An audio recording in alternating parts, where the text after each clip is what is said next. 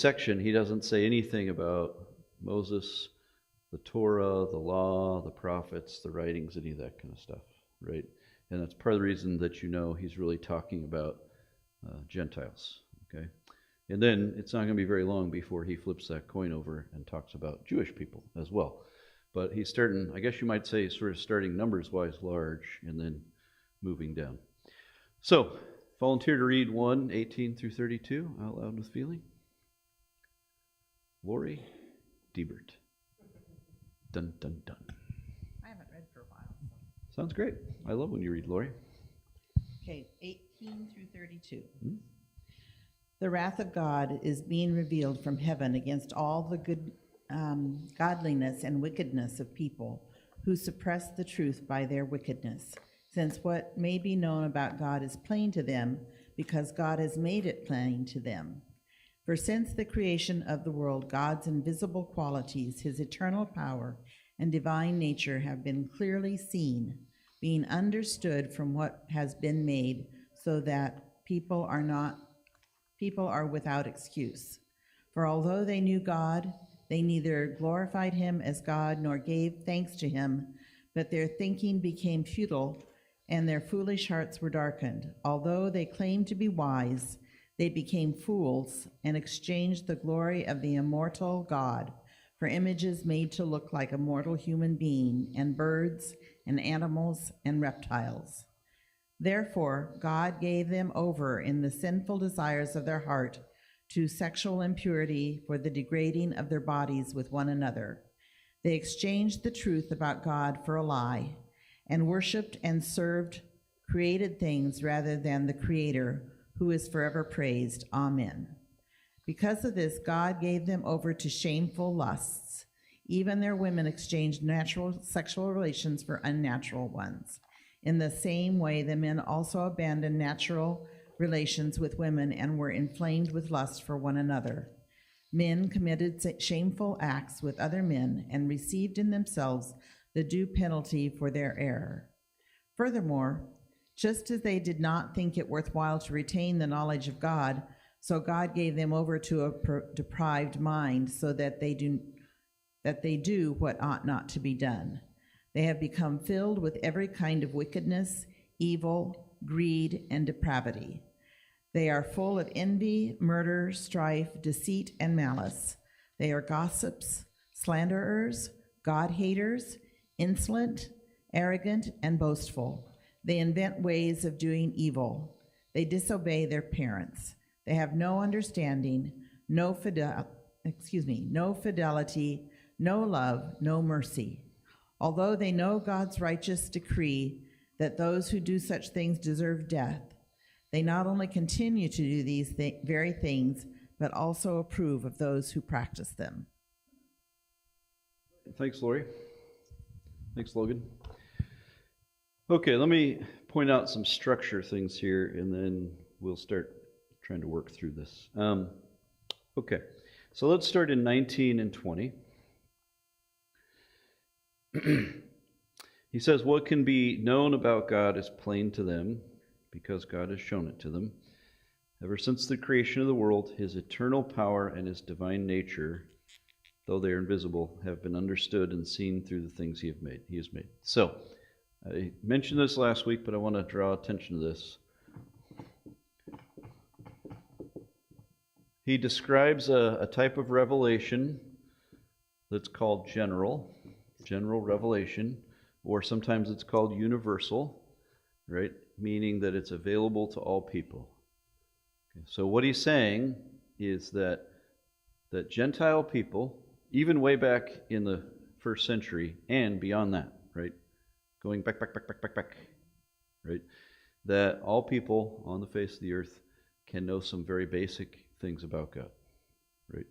And the two things he lists are what? Let's just play slow pitch softball here. The two things that can be known about God just by observing the creation are what? What does he say in there? His eternal power,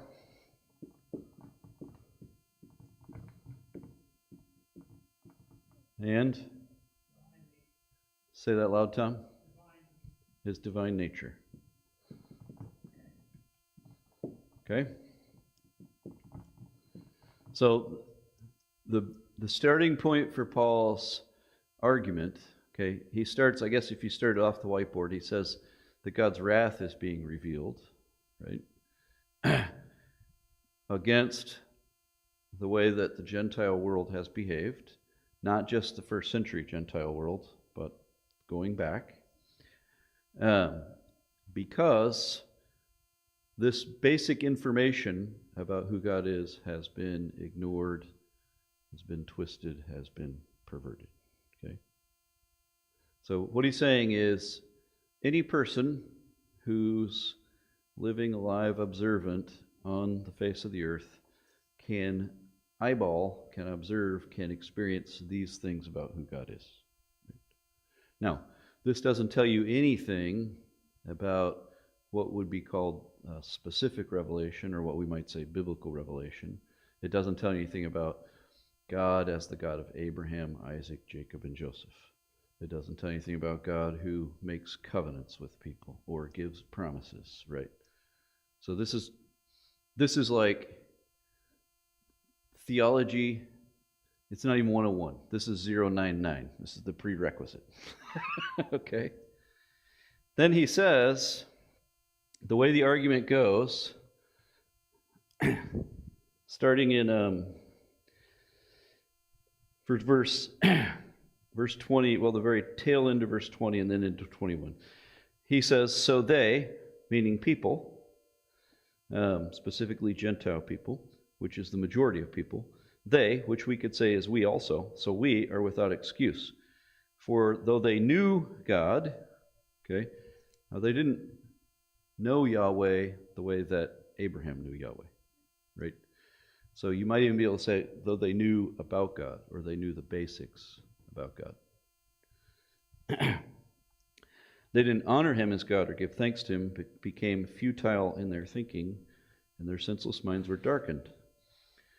Claiming to be wise, they exchanged the glory of the immortal God for images resembling, etc. Then verse 24. Notice this language in 24 and 26. Therefore, God gave them up in the lusts of their hearts. Verse 26. For this reason, God gave them up to degrading passions. There's one more of those that I'm missing. 28, right, I just hadn't gone far enough. Verse 28, God gave them up to a debased mind and to things that they should not be done. So the next part of the argument that he restates in 24, 26, and 28 is this thing where God gave them up. So we Gentiles, okay, and I can say that about us, right? I know we're believers in Jesus, but if you go back to before we were believers in Jesus, right? Even without anything from Israel, even without the scriptures, so if you were born and raised in some continent and you never knew anything about the Bible, no missionary ever showed up, you would know some basic things about who God is, right? And what he's saying is, even with that, people, all peoples, tribes, etc., have rejected that. And then this rejection, so it's a rejection of God, of the truth about God, and then God has a response to that, which is to give people up. Okay, so I just want to start there and say, okay, does that argument make sense? When you read that, what do you think that says? I mean, just how does that strike you? Does that seem, this is pretty strong language, right, that God just gives them up. So I know that just, maybe that's too vague of a question, but I want to know what you're thinking. Ryan?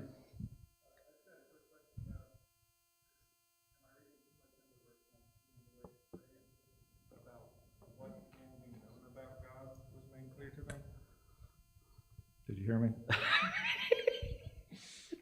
Good job, Logan. Oh, go ahead, Ryan. What were you saying? Sorry, I'll wait next time. verse 19 says, what can be known about God was made clear to them. Would I be reading too much into that if that's a relevant phrasing? Because you made it sound like you can get the generals about God, like the basics. Yeah.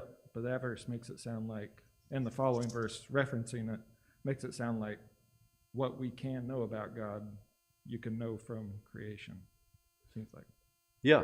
I mean, there is a difference. I don't think you're overstating it, because, I mean, Paul's pretty strong, right? He says, my translation uses the word plain. Verse 19, what can be known about God is plain to them, right? What did yours say, Ryan? I think that was, for what can be known about God is plain. Yeah. That's pretty strong language, right? Parker. Run, Logan. Quick, Batman. Hello. Hello. Okay. Isn't this language God gave them up? Isn't that like Old Testament language? What do you have in your mind, Parker? Tell me. I'm not sure what We didn't choreograph specifically this, by the says way. this, but like when the Assyrians come down, God gives them up, as in He lets what they've decided to do in not following God. He lets that. He lets their own, what they've sown, happen to them. I don't know how to explain that very well, but like what I think he's saying is, You want Emma to help you? Because God she's going to burst. removes His support from them, so that what they've chosen to do, they reap what they've sown. Okay. Is that what you're going to say, Emma? Oh, Titus and I just both said suggested you let it run its course. Okay, let it run its course. Okay. I know this is just kind of vague. I'm not trying to confuse us or not say anything, but I'm trying to make sure that we see the argument that Paul's making and we get some response to that. Evelyn, you want to say something? In the back, Logan. The little lady in the purple.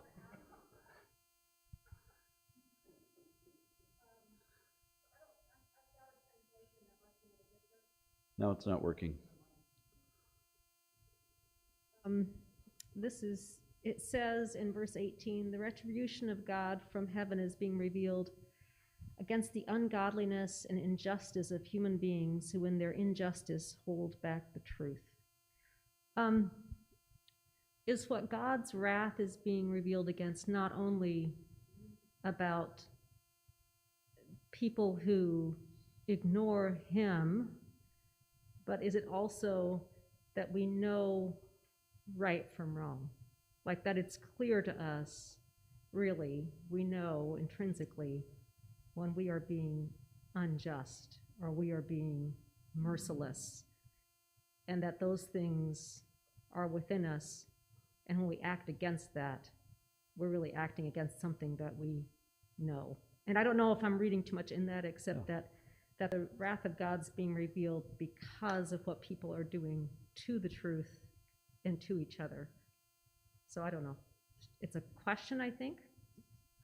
I'll see your question and raise you one. No. So hold on, Tom. Yeah, that's which translation do you have, honey? The New Jerusalem Bible, or is that what you're reading? So I appreciate that they use the word retribution. Right. Let's just take a minute and think about that. So this is kind of a different little section because this is verse 18. Most translations use the word wrath. The New Jerusalem translation uses the word retribution. How do you think of those two words? If you think of wrath, what pictures, definitions, idea come into your mind? Just storm clouds, right? You just think anger, right? There's a great line about that in True Grit. I'll tell you that some other time later, about my favorite movies. What do you think about retribution?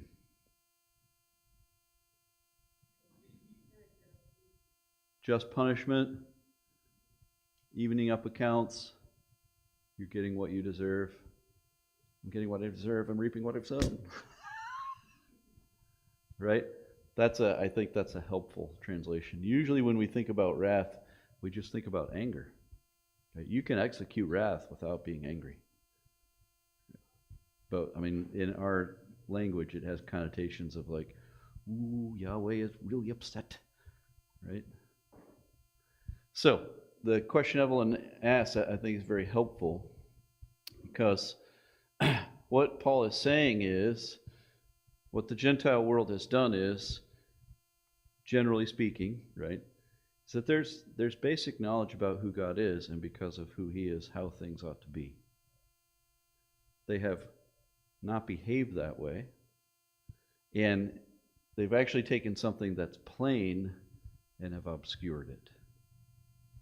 So like later in this vice list, remember verses 28 through 32, that long list, one of the things that Paul says that God's wrath is being revealed against is folks who are inventors of evil and who applaud others in doing the same. Right? You know, what he's saying is, it's not just that there's a standard and they haven't lived to the standard. They've actually reversed that and made it even more difficult for others to know God. They've taken the truth and obscured it.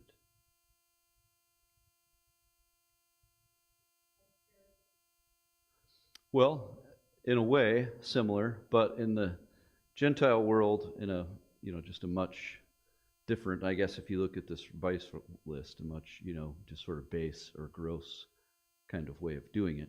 But it is the same basic problem, right? That the truth about God is plain, but there's an obscuring of it. And for the conflict between Jesus and the Pharisees and Sadducees and these other groups, it's even worse, right? Because those groups are not dealing just with general revelation, they're dealing with specific revelation, right? So that's an even worse offense, which is coming later in the letter. Okay? So I don't know, does that address your question, Evelyn, or let's talk about that some more?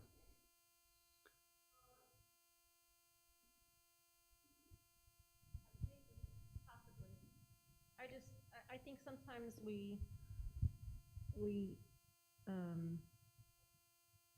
we'll just say, well, they didn't accept God, they worshipped other things, and so this was a consequence. But I think it's even worse than that. And I don't even want to say they did it, I'm going to say me, because actually when I start reading this, these aren't like horrible things. You know what I mean?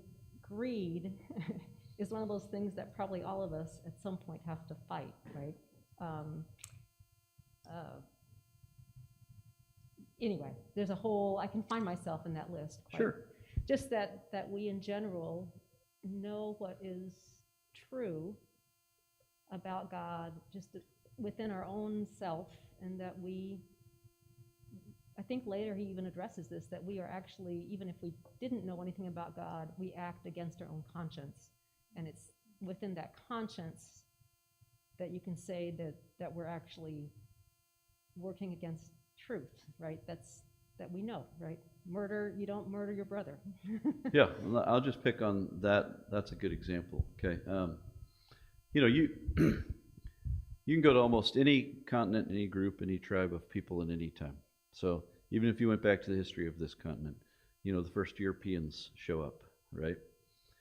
So you have European settlers from wherever, and they're involved with tribal people on this continent from wherever.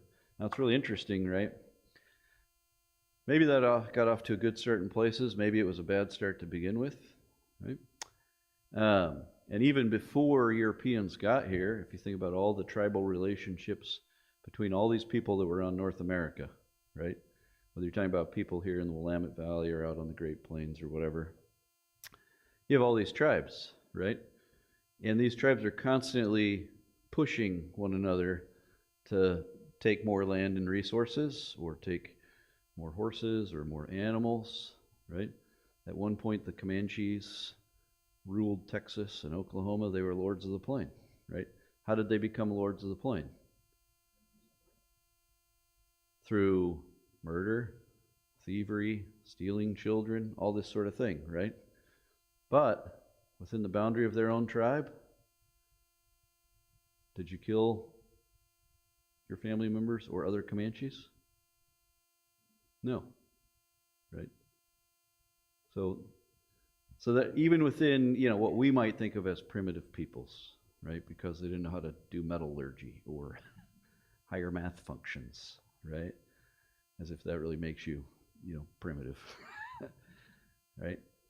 There's still a basic recognition, like you're bringing up, that there's something right and there's something wrong. Now, those rules might change as you interact with people outside of your people group, but you recognize as a people, as a family, as a tribe, as a clan, whatever those designations are, there's some things that you do that's right with one another, and there's some things that you do that are wrong.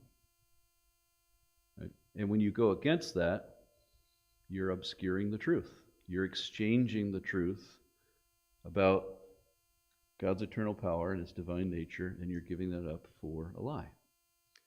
A long time ago, Tom, you were going to say something. Did you remember it still?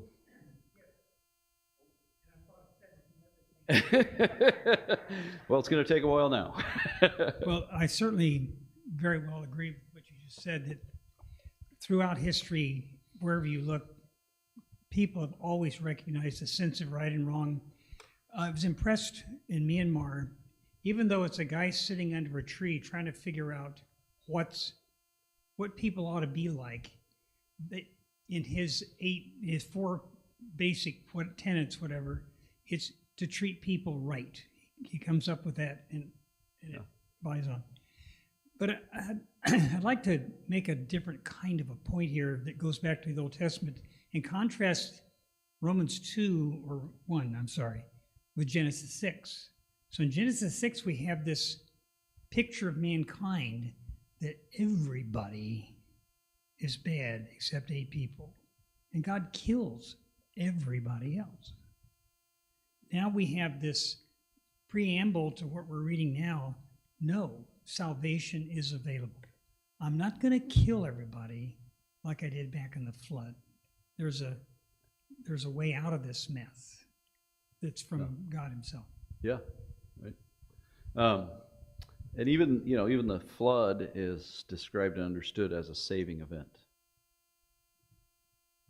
I know sometimes we don't think of it that way, right? Because you think of it as a flood as destructive.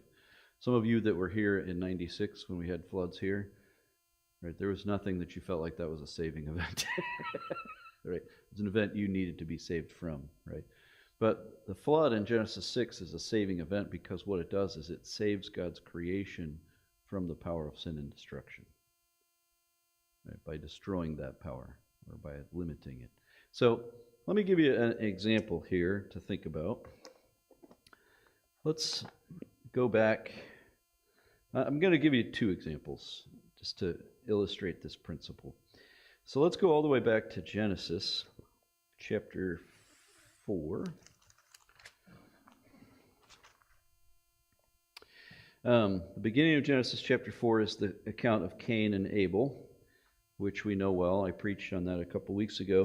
There's an account a little later that doesn't get near as much attention, but I think is actually even more, is even just more indicative or descriptive of this idea of exchanging the truth about God for a lie. So if you go to chapter 4, verse 17, these first few verses are they're a type of genealogy. They're not as extensive as some of the other genealogies that we read in Scripture, but this is it's the ancestry or what becomes of Cain, right?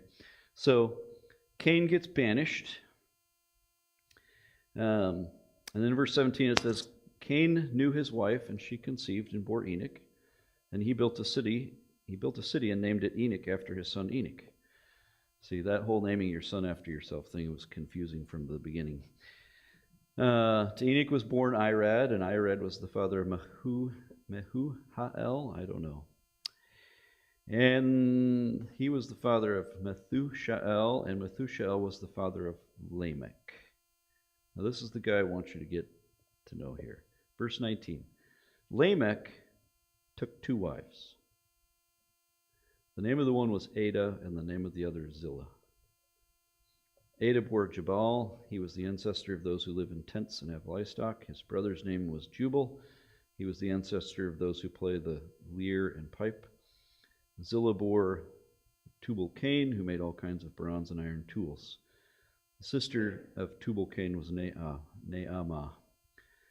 Then notice 23. Lamech said to his wives, Ada and Zillah, hear my voice. You wives of Lamech, listen to what I say. I have killed a man for wounding me, a young man for striking me. If a Cain is avenged sevenfold, truly Lamech is avenged 77-fold. You know, Lamech doesn't get much press, right? But he's in there on purpose. He is a bad dude. He's a bad dude. Lamech is the first guy to go to the polygamy card, right? Which is a reversal of what you have in Genesis chapter 2. So you see that the truth about God, right?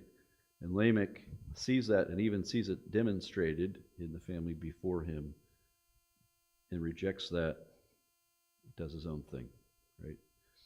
And then this thing about, you know, Lamech, about this vengeance or this retribution. I've killed a man for wounding me, a young man for striking me, right? And notice what he says. He says to his wives, listen to my voice, which is direct refutation of what happens in the garden. Right? What man and woman are supposed to do is to listen to the voice of Yahweh. What Lamech says is, no, you need to listen to me. So I bring Lamech up as he really is a model for what Romans chapter 1 looks like. Someone that knows the basics about God, maybe even more than the basics about God, deliberately rejects that to do a different thing. And then as you read from 4 and through 5, then of course you get to chapter 6, and what Adam and Eve began and Cain perpetuated and Lamech accelerates, really gets to the point where it's completely undoing God's good creation. So the cycle, or what Paul is describing here, first of all, is not indicative just of first century world, Roman Empire. He's really describing all of the history of people, right? I mean, he's not saying, well, since the Romans took over, it got really bad. Right? He's really describing all of human behavior, past and present. And he's saying that's what it looks like. And this giving up thing, I appreciate what you were saying, Emma and Titus, about letting it run its course. I'll give you an example of that too. There is a thing about Yahweh where he doesn't just let people make choice, he calls people to make choice. He creates room and freedom for them to make choice, and he encourages that, and he holds us to it. And I think that's really made strong here when Paul says, hey, he repeats that same argument 3 times, right? Yahweh gave them up. They rejected what's true, what's basically known about Yahweh, decided to do their own gig. And so Yahweh doesn't prevent that. He doesn't rein them in, right? He allows that. Let me illustrate something I think is really interesting in Exodus. Yeah. Can somebody fix that? I forget to do that now that, it's so it's so cloudy. I forget that the sun exists until about May. So, yes, let's consider Pharaoh for a minute. Thank you, Logan.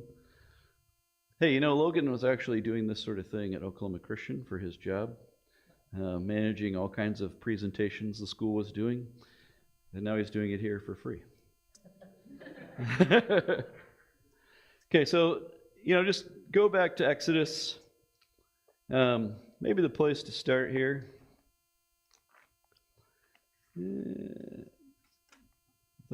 Yes, sir. Sure. Yeah.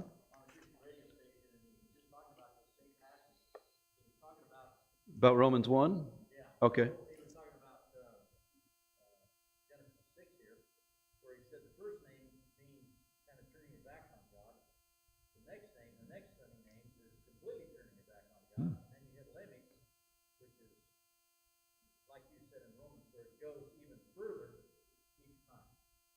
Interesting.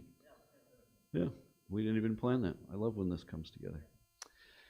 Okay, so I think most of us here are pretty familiar with the Exodus account, right? Exodus 3, Moses, burning bush, Yahweh reveals himself, his special name, Yahweh, I am who I am, calls Moses to go to Egypt. Moses says, that's not really a very good idea.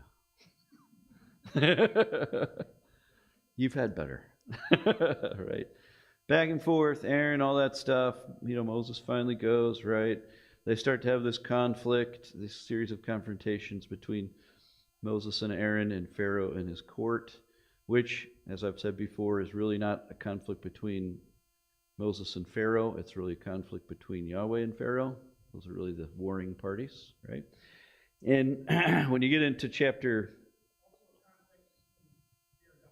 And that's really what it's about, is their gods, right? Yahweh versus the Egyptian gods. When you get to chapter 7 is when you get into the plague cycle. So, chapter 7, verse 14.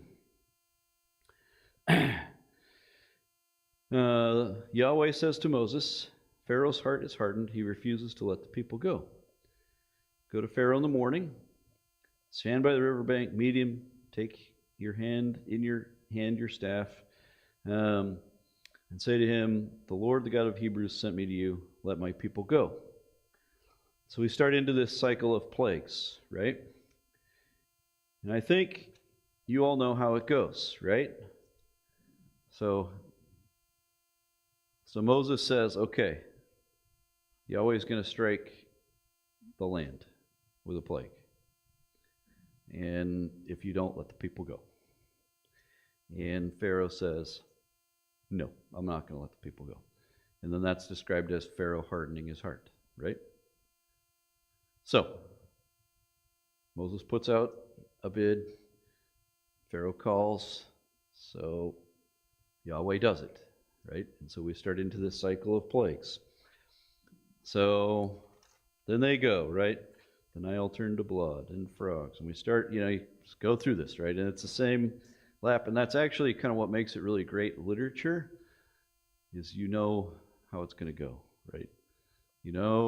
Moses is going to come to him and say, let my people go, and he's going to say no, and he's say, well, Yahweh's going to take something away from you, and Pharaoh says, it doesn't matter, I'm not going to do it, right? Not doing it, not prudent. Then Yahweh does it, and then, of course, then Pharaoh backs up.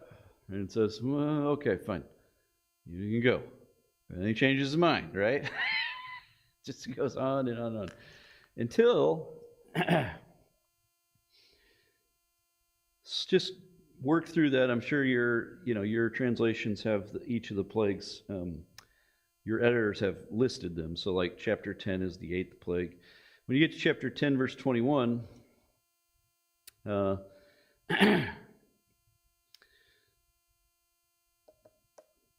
goes like this. Let's see. Make sure I get this right. So this is the plague of darkness.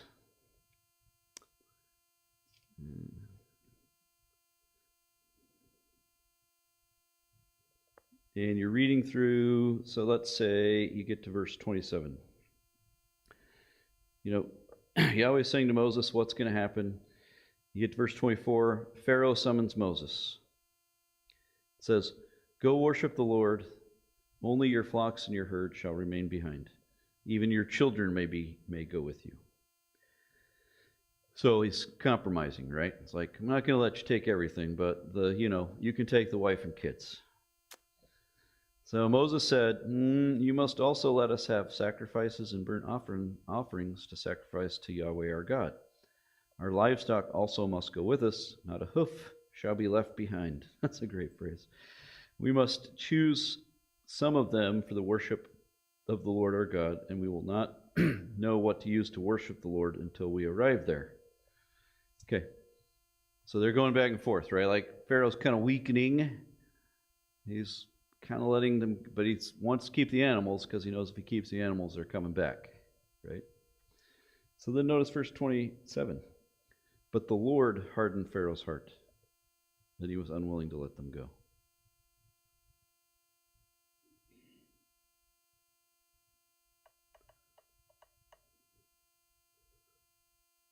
Seems pretty weird, huh? So let me just ask, any of you read or noticed that before? Yeah, it happens again at the next plague. Sue? So, kind of quickly confusing tonight. It looks like it's different words, actually, from early on. The hardening, when Pharaoh hardened it. Oh. When Pharaoh, ooh, that's not. I know, it's a big change. When Pharaoh hardened his heart, it was made heavy. And when God hardened his heart, it was made strong. So it's two different words, and it's a little kind of different. It's like Pharaoh hardened it so it wasn't going to change. It's going to sit there. And God said, well, okay, you did this. I'm going to make you so that you don't change your mind. Yeah, it's almost like the word I use, and I'm not claiming anything about knowing the Hebrew or all the nuances of the Hebrew language, right? I barely know enough Hebrew to get in trouble, and that's not that much, right? But the sense I get is it's almost as if Yahweh fortifies his heart. It's like, he goes from steel to case-hardened steel to tempered steel, right? And I always think of this as, one of the earliest narrative examples in Scripture of what Paul is describing. And I think this is actually, in Paul's mind. Maybe not just this account, right? But this whole idea. And if you start looking at Yahweh's relationship with all people, and even his own in the Old Testament documents, and I know this section is really directed to the Gentiles, but you can see Yahweh behaving consistently. You can see Yahweh doing this with even his own people. Right? I mean, you think about Saul. He doesn't force Saul back in between the ditches, right? And his covenant relationship with Israel, whether it's all 12 tribes or the 10 northern tribes and then the 2 southern tribes after the Civil War, he sends prophets, right? He reminds them of the covenant. He reminds them of his character. He calls them back to righteousness, that covenant faithfulness, but he does not force. And he does allow, and I'm going to say honor, or maybe not conform to, but he does, he lets Israel reject him. And with this situation with Pharaoh, I guess he respects, I'm not sure if that's the right word, but he takes Pharaoh's choice, and I guess you'd say he takes Pharaoh seriously. When Pharaoh hardens his heart and says, no, I'm not doing that, right? And I don't care what it costs me. I don't care what it costs my people. I don't care what it costs my land. I'm not doing it because I'm in charge around here. Then Yahweh responds to that in a way that corresponds to that. Tom? I think it's significant in Egyptian history that Pharaoh considered himself a god. Now, God to them is kind of different from our concept of God, because they had gods that were human-like or had human-like characteristics. They had kind of a land or zone of their own and interacted with us. And so when they use that term, they're ignoring the God above it all. No. And I would like to go back to this concept that God presents himself in nature. There's this movie of Joe and the volcano. And there's this scene after the shipwreck when he's floating on 4 suitcases strapped together. And there's this gorgeous Hollywood scene of a full moon. And he's seeing it for the first time from a different perspective. And he addresses God. Because and I think many people looking at the night sky, looking at many, many different things, say, there's something out there that's really, really powerful. I need my lovely assistants back real quick. Right? I thought, Logan, you were going to say something. we're getting close to out of time. I have an article that I'm just going to give you for your own enjoyment. It's just a couple of pages. This came out in the March issue of Christianity Today. On your feet, sailors. Let's go. Oh.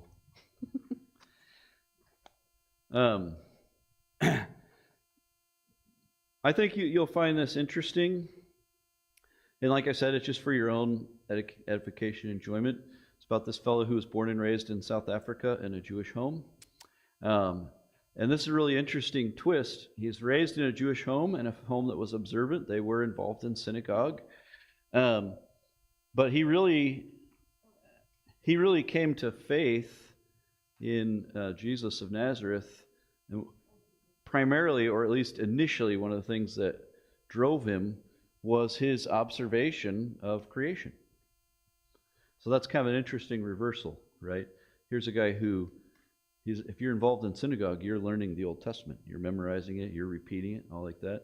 So he's being exposed in a family that's receiving, the revelation of Yahweh through his word. But at the same time, Yahweh is using the creation, the way he describes it was to sow seeds of faith in him. So I think you'll find it interesting. There's one little part I marked here where he obviously was, his first contact with Christian folks was a group that has a different understanding about baptism than we do. My guess is this fellow probably at some point has been baptized. That's kind of usually the norm in those groups. But I think it's really interesting, and it does connect with this passage. So that's just for your own enjoyment. And I'll say this. What we'll do next week, we'll wrap up chapter 1. I do want to talk next week specifically about idolatry. Because that is described to some degree in here pretty well.